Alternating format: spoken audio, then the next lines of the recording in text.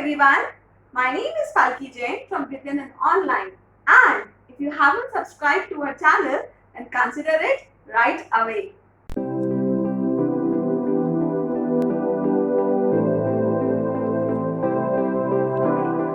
Now, in this section, we are going to study about baking soda. So, is this term new for you? No, it is not. We actually use baking soda in our day-to-day life. So, for an example, if you have acidity in the stomach, what does your mother do? She gives you Eno, right? So, Eno actually contains baking soda. Also, it is used for the faster cooking of food. For example, if you want to boil chana or chickpea, so what do is, we add small amount of baking soda while boiling. Also, it is used to prepare baking products like cakes, pastries, biscuits, etc. So let's start with that. So, what is the chemical name of baking soda? The chemical name of baking soda is sodium hydrogen carbonate, and that is why we have this formula NaHCO3. Now, since H is in between, therefore, its another name is sodium bicarbonate. Okay, now let us see the preparation of baking soda. So, in order to prepare the baking soda, we actually have solvay process. For this, we make use of solvay tar, or we can also say it as carbonating tar. Now, from the above, you have the mixture of NaCl solution, okay, a concentrated NaCl solution, which is also called brine, and it is mixed with ammonia. Okay, so you have NaCl with water, and that is why this is called brine, and then you have ammonia. So they are mixed together and they are fed from the top of this tar, okay, and this whole mixture is called ammonical brine. So if you see the structure of this tar, so you have partitions here, and these partitions have gaps in between, right, and these gaps are covered with perforated plates. Okay, so what is perforated plates?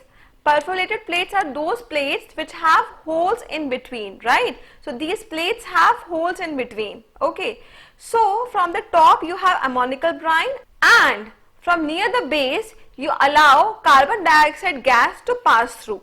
Now again the same reason, we wanted to have ammonical brine to completely react with carbon dioxide, and that is why we have these partitions in between, and we have two separate entry points for the reactants. For reactant number 1, which is ammonical brine, we have entry point in the starting from the top, and for reactant number 2, which is carbon dioxide gas, we have the entry point from the bottom.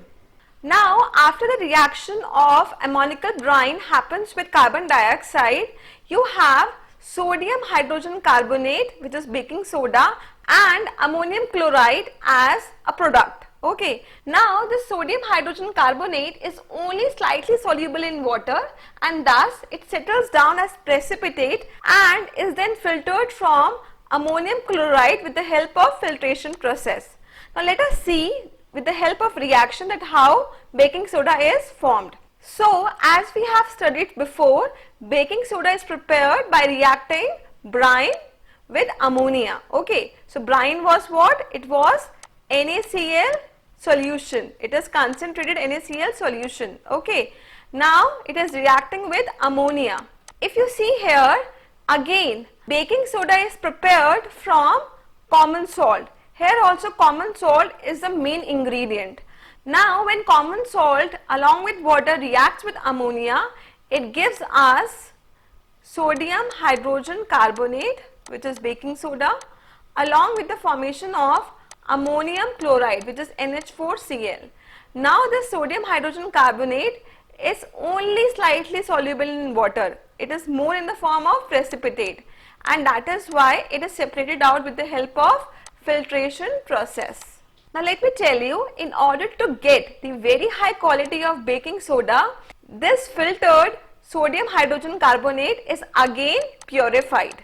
Now let us see the properties of baking soda. These are white crystals which are slightly soluble in water. So if you dissolve baking soda in water, it won't be completely dissolved. It will be only slightly dissolved in water.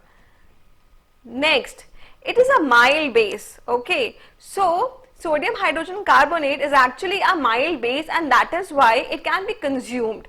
It is also non-corrosive. So whenever you have stomachache because of acidity, so what do you make use of? You make use of antacids, and these antacids consist of baking soda. Next, action of heat. Now let us see what will happen if baking soda is heated. So baking soda is NaHCO3, okay, and once it is heated, so on heating, what will happen is it will undergo decomposition. So it will be a decomposition reaction. So if you have carbonate here, it means in the product you will get carbon dioxide, okay, then you will get sodium carbonate along with the liberation of water. Okay, so this is what? This is a decomposition reaction in which you have single reactant and multiple product. Okay, I need to put 2 here in order to balance it. Now this carbon dioxide is only the reason because of which it is used in baking product. This carbon dioxide is trapped inside, which makes our cakes and bhaturas fluffy. Okay, now let us see the uses of baking soda. So as I told you before, baking soda is a weak base. That is why it is used as an ingredient in order to make antacids and to remove the acidity of the stomach. Okay. Next, it is used in making baking powder. So if you see, there is a difference between baking powder and baking soda. So baking soda is actually a compound which is sodium hydrogen carbonate, whereas baking powder is actually a mixture of baking soda and edible acid.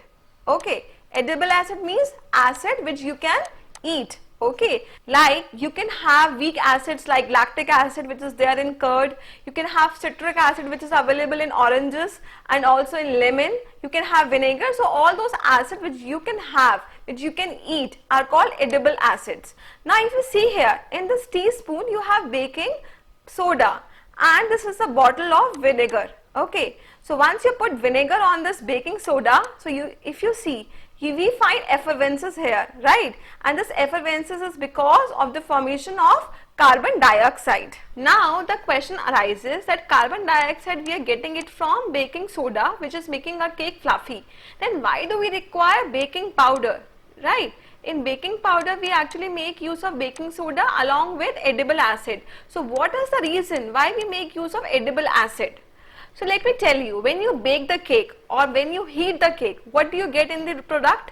You get sodium carbonate, Na2CO3, water and carbon dioxide. Okay, now carbon dioxide is something which we want because it traps inside and makes the cake fluffy. Even if water is formed, then that's not a problem, but sodium carbonate, it is a base, and we know, like every other base, this base is bitter. So if you don't add baking powder in the cake, your cake will go bitter, which we actually don't want. The cake has to be sweet. Okay.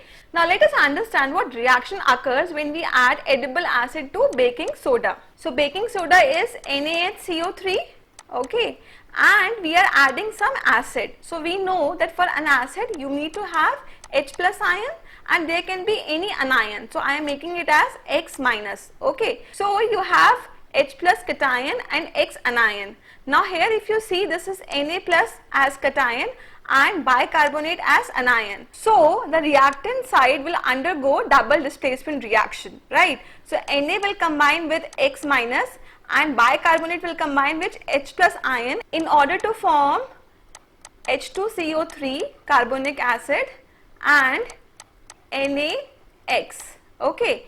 Now this H2CO3 with this carbonic acid is very unstable. So it dissociates into H2O water and carbon dioxide. So actually in the product you have water, carbon dioxide and salt of sodium, which is neutral and has a pleasant taste. So I hope now you must have understood the difference between baking soda and baking powder. Now the last use of baking soda is that it is used in soda acetyl fire extinguisher. So this type of fire extinguisher is very common in household. What do you think? What comes out from this fire extinguisher? Is it water? No, It is carbon dioxide which comes out from this soda acid fire extinguisher. I will tell you how. So this is basically the inner structure of soda acid fire extinguisher. In this you have a metallic container which has sodium bicarbonate solution. So basically you have baking soda along with water here, okay, and you have concentrated sulfuric acid there in this glass bottle, okay. So once you open the knob, what will happen is this glass bottle will break and concentrated sulfuric acid will react with sodium bicarbonate solution in order to release very high amount of carbon dioxide gas. Okay, now what is the property of carbon dioxide gas which makes it so popular in fire extinguishers? So basically carbon dioxide gas doesn't support combustion, that is it doesn't support burning. So carbon dioxide gas is neither a combustible gas and nor it supports combustion. So once the knob is opened, the carbon dioxide gas flush out, and since it is heavier than air, it cut off the supply of oxygen from air and thus removes the fire. I hope you must have understood the session well. We are going to meet in the next session in which we are going to study about washing soda and also about water of crystallization. Till then, bye bye and take care of yourself.